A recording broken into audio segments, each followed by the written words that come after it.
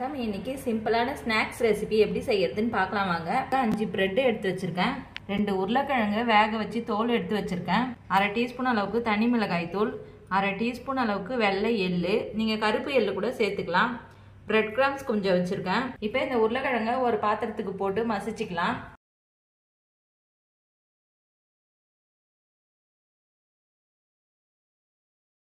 பிரெட்டையும் பிச்சு போட்டுக்கிறேன். Salt 1/4 teaspoon அளவுக்கு சேர்த்துக்கிறேன்.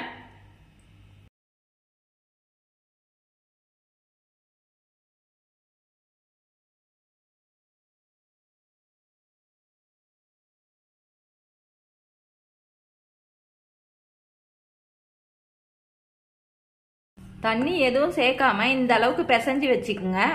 உருளைக்கிழங்குல இருக்க ஈரப்பதமே இதுக்கு போதுமானதா இருக்கும். இப்போ இதை லைட்டா நம்ம திரட்டிக்கலாம்.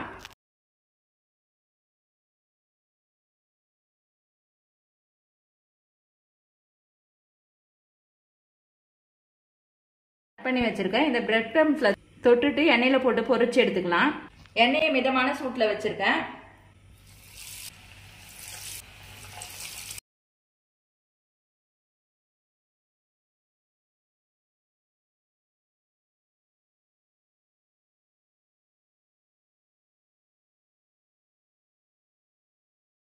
கோல்டன் ப்ரௌன் ஆன பிறகு எடுத்துடலாம்.